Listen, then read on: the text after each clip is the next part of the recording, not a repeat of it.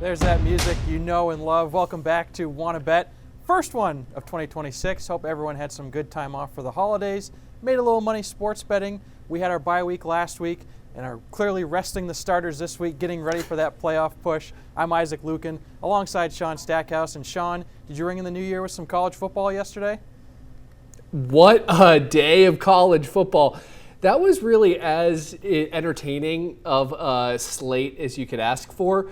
I was so close to hitting a parlay of all 4 games, and Ole Miss just had to ruin it last night. Of course.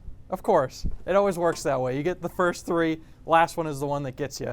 Let's take a look back at how we did the last time we had the show. Lee and Todd were there 2 weeks ago, a 9-9 record. Okay, 500, that might be so-so, but it was a nice week money-wise, jumping into a gold pit of coins. 2 wins that were plus 300 odds, including the Broncos to win the AFC West. Always love when those futures bets cash. Sometimes you forget you even made them, and they just go right into your bank account. All right, huge week in the NFL. Last week of the regular season, a lot of playoff implications and a couple of playoff spots still up for grabs. So let's start with the first game of the slate. Saturday afternoon, we have Tampa Bay hosting Carolina. Both teams still alive in the NFC South. Bucs are favored in this one, but a win doesn't guarantee them the division title. Take a look at this. They also need Atlanta to lose or even tie. If Carolina wins, they're in easy enough. Or if they just happen to lose, Atlanta wins. All right, we get the back door into the playoffs. So, Sean, what do you like here for Carolina-Tampa? This one for me was just, I had a hard time figuring things out with this game. This is a weird one. It's almost the toilet bowl. The NFC South this year, I don't know what's going on because the Bucs have lost 4 in a row, and really since they got knocked off by the Patriots, have really struggled. As far as looking at this game, I feel like the Panthers are the ones with the momentum. I know that the Bucs are playing at home. Panthers also have the streak of winning every other game, and after losing last week, this is, at least if it falls in that same trend, is calling for a win. So with Bucs-Panthers, I think I'm going to go with Panthers plus 2.5 on the road. It seems like they're the hungrier team. Baker is still nursing that shoulder for the Bucs. There's a lot to worry about. I just don't know how confident I feel in this Bucs team, even with that star-studded roster. I think that the Panthers are going to squeak one out. And you know, anytime you have a toss-up game like that, it's never a bad idea to take the team that's getting points. I kind of want to lean that way too, but I'm not as confident as you are to pick that. You what I like, Sean? I like money.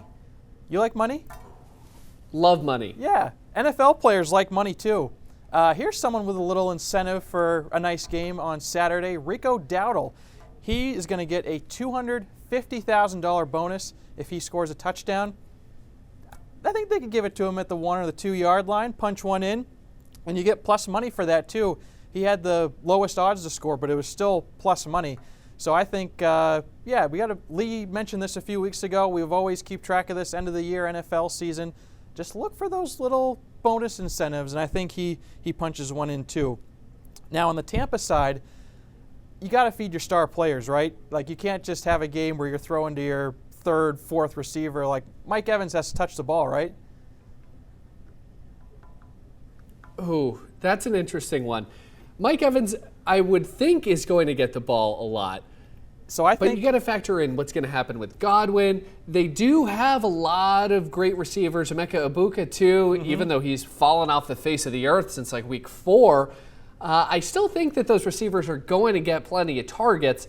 This is a game that Baker's going to have to throw if his shoulder doesn't fall off his body. So I think this is more of a catches bet for Mike Evans than yards necessarily because of the shoulder injury like you mentioned.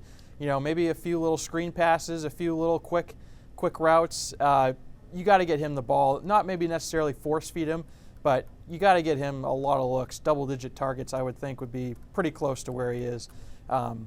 So yeah, I don't have a big lean with the total. I don't have a side that I really like. I kind of liked a few of the player props on this one. Any more for you on this one, Sean? Yeah, Isaac, I got one more player prop, and we got to look at this is all around the Rookie of the Year race.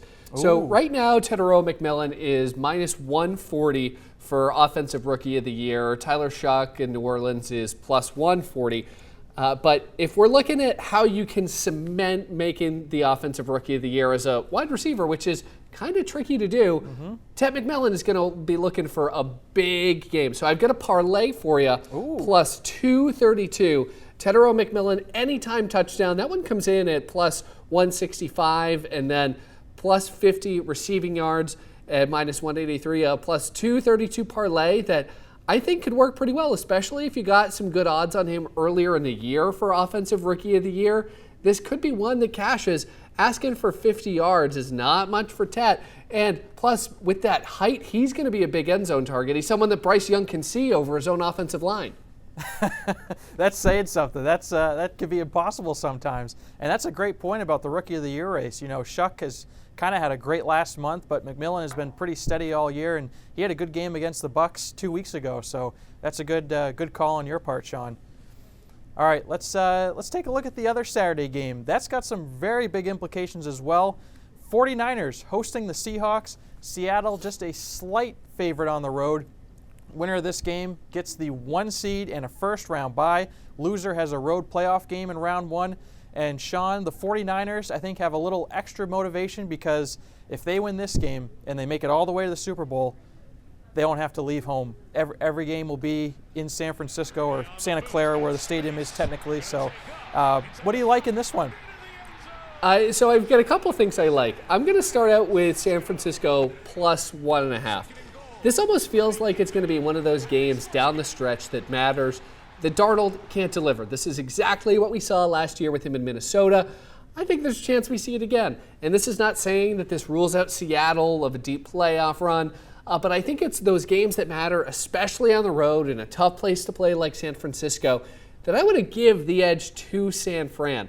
They're really coming into their own. If you were watching Brock Purdy against the Bears, man, he was looking like prime Patrick Mahomes. Yes. So if they have some elite quarterback play, giving them a 1.5, I like San Francisco plus 1.5. Who are you feeling in this one? I'm kind of leaning San Francisco as well, and my bets are very San Francisco themed, similar to the game we just had with Tampa Bay. You got to feed your star player, Sean. Christian McCaffrey is going to be that guy. He's had some really good success running the ball the last couple weeks. Earlier in the season, he had a hard time getting downhill, but I think his biggest threat is as a receiver. And his over-under is 41.5 for receiving yards. I think he hits that. He also just needs, this is a lot for a running back to get 110 yards to get 1,000 season. That'd be the second time he's done that in his career. I say, the first game against Seattle, the Niners were a little banged up. He had 10 targets, 8 catches, something like that. I think he goes over 41.5, and it's just that dynamic threat out of the backfield, a difference. Even though they do have, it seems like George Kittle's going to be playing this one too, and Jawan Jennings has heated up the last couple weeks, but I still think McCaffrey gets his in the backfield. Any other ones for the 49ers? I got one more. Yeah, I got one too. Isaac, the last time that Christian McCaffrey did not score a touchdown? Quick trivia question for you. 7 weeks ago. Okay, it was November 9th against the Rams. Now, all right, so a little bit more. That's pretty good. He's just been out of this world. Yeah. Whether it's receiving, rushing, he is playing some elite football. So I've got a little parlay, plus 140 for you. Ooh. Christian McCaffrey, anytime touchdown, that's minus 170. The next one that I'm looking to combine with it is a 49ers team total of over 23.5. So 3 touchdowns, a field goal, that'll get you that one. That cashes at minus 115, so a plus 140 parlay. And the Niners are really scoring. They got 37 points against the Titans, 48 on the Colts, 42 on the Bears. They haven't scored less than 20 since October 26th against the Texans. Granted, they're playing a difficult defense in Seattle, and their last 3 have been the Titans, the Colts, and the Bears, who don't have great defenses. But this is an offense that is just cooking. I like them to score. Sean, you're in Bangor. I'm in Portland. We have basically the same bet. I also had the Niners over 23.5 points. In the last 2 months, they are 7-1 versus that total with the over. So I know Seattle's defense is pretty good. To me, it's a Sam Darnold equation. Maybe he turns it over once or twice, gives the Niners some easy field position for a cheap touchdown or a field goal, and I think they get over that total. Don't know if they're going to win necessarily. Seattle, some stretches, they look great on offense. Other times it's like, you should be not in the playoffs right now. But like the Panthers last week, as you see right here, most of their scoring was in the second half, so they do attack you in bunches. But I would kind of like the 49ers too. I like them over that team total, 23.5. All right, Sunday, big one in Gillette. Patriots looking to add one more win to their record turnaround from last year. New England, a double-digit favorite at home against Miami. I believe it's 10.5 is the spread. Pats win. They'll likely get the 2 seed because the Broncos are playing against a Chargers team that's at least resting Justin Herbert. I imagine they're going to be resting some of their other starters too, and I'm sure Mike Vrabel is going to remember that if they do play next week. I like the Pats in this one, Sean. Love the Pats in this one. You had mentioned the Chargers are resting some players, so it's tough. In theory, we're playing for the 1 seed. Can Trey Lance do this for the Patriots? Is there even the slightest bit? I know we're talking about the Pats game going in. We've seen but as crazier we're looking things, at the 1 Sean. seed. You think Trey Lance has any shot of saving our 1 seed? No, I don't. I think that Broncos defense is just too good. They're going to be at home. It'd be a miracle, Sean. Can we do it? I hope so, but I don't have my high hopes.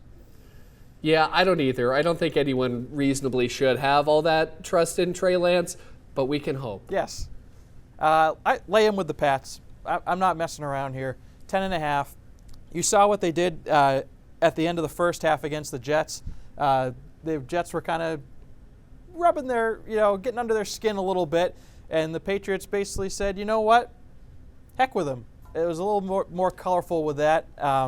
So I think, a rookie quarterback, Quinn Ewers with the Dolphins, he's had a few good weeks, a few shaky weeks. I think this Patriots team is just really locked in right now, and a team like the Dolphins is a team they should easily dispose of. Easily. You had mentioned Quinn Ewers having a good week last week. That kind of goes into why I picked against the Bucs. He was able to throw for 2 touchdowns on him. Mm-hmm. I don't see that happening against this Patriots defense. We just have this elite secondary. We have the strong pass rush this year. This feels like one that we're going to be really getting to Quinn Ewers and wanting to give that beat down. So, Isaac, I'm right with you. I'm taking Patriots 10.5. I've also got another parlay. This is an interesting one because player picks we're not up on DraftKings just yet, as we're a little far out from the game. We don't know exactly who's going to play, who's going to be rested. Yeah, I wanted to steer away from Drake May passing yards because I got beat last week because I took him over 270, and while he threw for 5 touchdowns and was looking great, when they yank him in the fourth quarter, he's missing a couple drives to get to it. I ended up falling, I think, about 15 yards short in my bet. So no Drake May passing yards, but I call this one the beatdown. Okay. So New England money line in the first quarter, and then over 45.5. This is one where if the Patriots are scoring, still allows for a chance to get maybe 1 Ewers TD, maybe a pick 6, who knows. But I like Patriots to lead early and lead throughout. I think there's a scenario too, Sean, where if the Patriots somehow lose this game, they could go down to the 3 seed if Jacksonville wins. So, there is incentive for them to, make sure this game is not in doubt and maybe get that extra rest for the players in the fourth quarter or something. I think the reason they don't have the player props up is because of the Stephon Diggs kind of situation. It seems like he's going to play, but we don't know officially yet. He's also a guy with incentives. 8 catches, he gets a bonus. 30 receiving yards or 130 receiving yards. I found another bonus one for you, Sean. Hunter Henry. Ooh. 5 catches. That's doable. I think, especially if he gets a lot of targets. Yes, he does. And the Dolphins, I don't think, are particularly great against tight ends either. He gets a nice little $250K payday if he nabs 5 catches. And as we've seen, Drake May loves to throw to the tight ends, especially in the red zone area. And I expect the Patriots to be down in that part of the field quite a bit against Miami. Anything else for you, or is it the nice parlay and then just the Patriots to win? Yeah, that's the one that I got. It's tricky for gambling on the Patriots for me because I'm just such a diehard Patriots fan. there are times I'm going to be losing my bet, and if the Patriots win, I am still going to be elated. Maybe once odds come out, I don't want to put this one on the official book. This is a pick I'm taking from my dad, but if they go up big, Efton Chisholm, over yards, maybe an anytime touchdown, spread the wealth a little bit, let those younger receivers that don't get as much playing time in a close matchup. We saw it last week against the Jets. If we get out to a big lead, I could see Chisholm coming out, having a nice big game. And he was a darling in the preseason, so I'm glad he's getting a little run here at the end of the year too. So that game is at 4:25. The rest of the slate, there's a couple of scenarios that are good, but the biggest one they're saving for last. The NFL always does that. The ultimate Week 18 scenario, win and get in. Ravens, Steelers. Ravens are the road favorites. Both of these teams win or go home. I got to be honest, Sean, I am surprised it's only 3.5. I know Lamar Jackson is playing, and he's kind of been shaky the last couple weeks that he's been in. They've had their backup quarterback actually the last few games, but I'm not messing around. I like the Ravens in this one. They're just a team that seems to be peaking at the right time. And guess what? You use Derrick Henry, you get good results. He's been a monster the last couple weeks. He had 4 touchdowns against the Packers. That's pretty much all this video is right here. Just Derrick Henry runs into the end zone. I just think with DK Metcalf out, Aaron Rodgers is going to have a hard time throwing the ball. That might be another bet later. But yeah, I think this is a good time for the Ravens to just plant their flag like, yeah, we're still the team to beat in this division. I hear you. Isaac, I got a question for you. Does this feel almost like it could be a loser leaves town game for either Mike Tomlin or Harbaugh here? Seems 100%. Like both fan bases are running out of patience with these two coaches. Yeah, I think so, especially with Tomlin. I know the Ravens, Harbaugh hasn't had a great year, but I mean, the last couple of years they've been at least in the mix, a real threat. The Steelers have never been like a threat to win the Super Bowl, and it's just they got the winning season streak that just keeps going on and on and on, and they just want to take it to the next level. So I could see definitely the Steelers lose. Tomlin is done. So Isaac, I know I never want to go against you. This is okay. Probably why we should compare our picks early, but I guess it's a little fun to go head to head. It is fun to go head to head. I like Steelers plus 3.5 in this one. Okay. I wish I could give you more than really the vibe, but they're playing in Pittsburgh. This is a hungry team. Lamar Jackson coming back after a few weeks. How rusty is he going to be?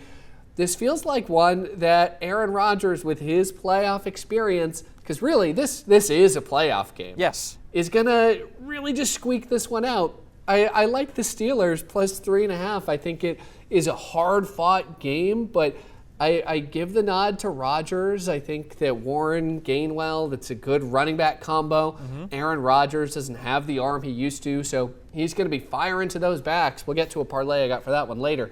But I feel like this is a Steelers game. I wish I could give you more than the vibe, but that's really how I see it. They're playing at home in a game that matters. Seems like one that they can squeak out. And honestly, I can't fault you for taking the home team in this one, because generally when those spreads are 3 points around there, it's like I said earlier in the show, it's not a bad strategy to take the team that's getting points. I just think Aaron Rodgers is going to have a hard time throwing the ball. I have an under bet, under 205 passing yards for Mr. Rodgers. The running backs are good, but they're not really downfield kind of threats, and the Ravens, Kyle Hamilton, great against defending tight ends. So I think if you're counting on some of those other outside receivers to make plays, it's going to be some tough sledding. And both teams, I think, really kind of want to drain the clock in this one. Ravens obviously have a strong run game. Steelers got a good run game too. So with it being maybe less possessions than a normal game, I tend to think under for probably the total, but the one I'm more confident in is under passing yards. And hey, if they're winning, he might be handing off more. So that kind of hedged against myself potentially.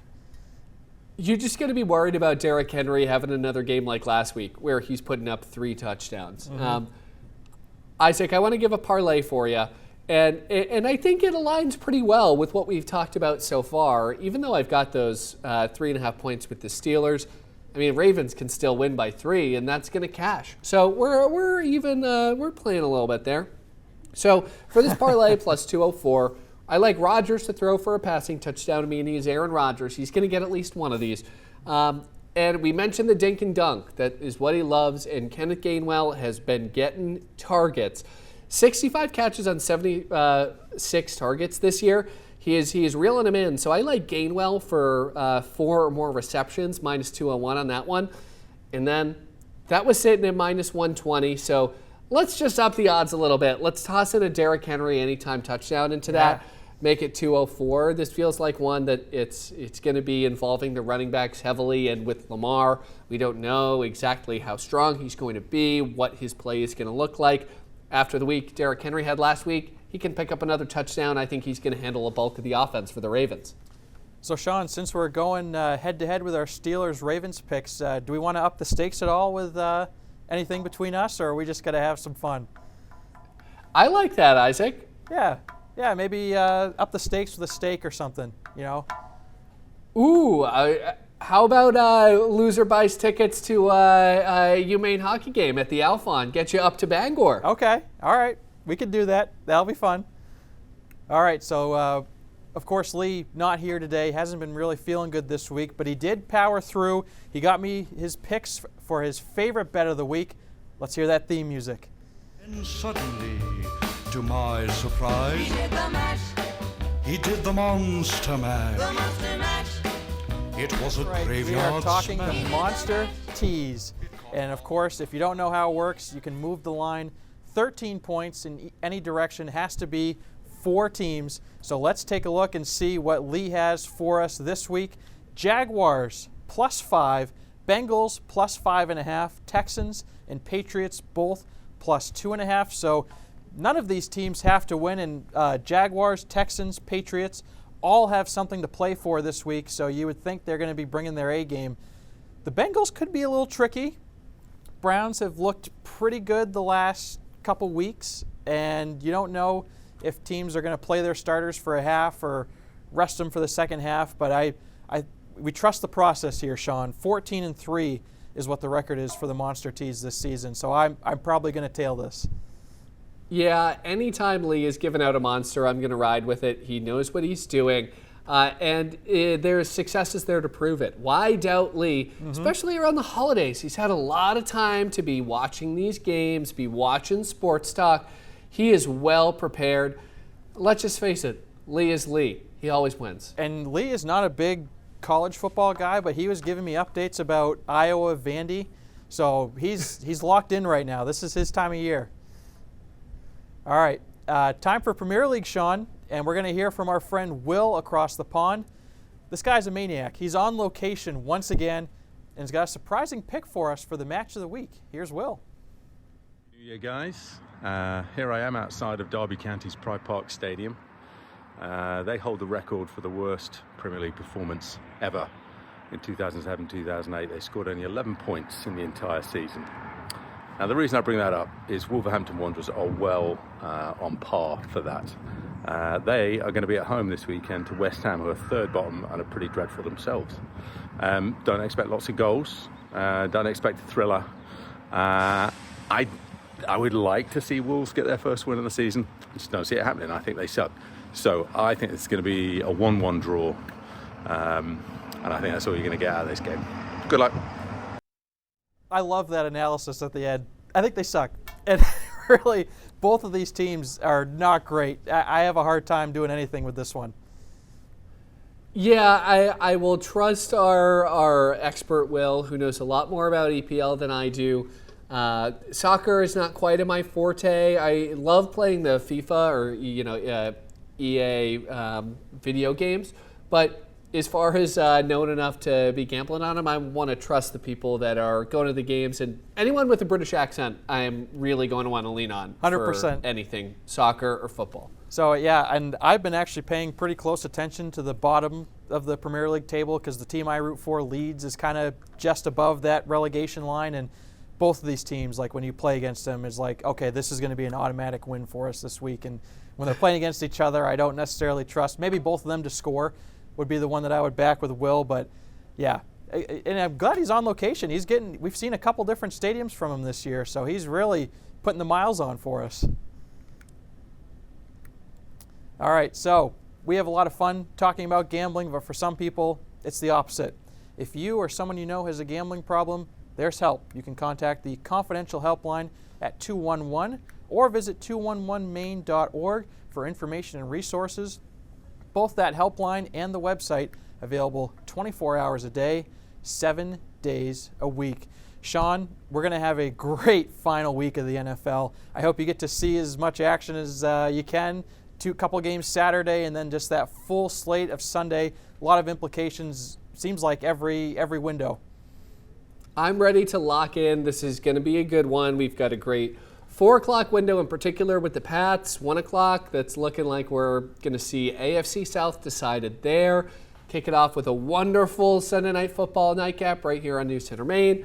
You can't ask for more. No, you can't. Good little tease there at the end. All right, thanks for starting the year with Wanna Bet. We'll see you again next week.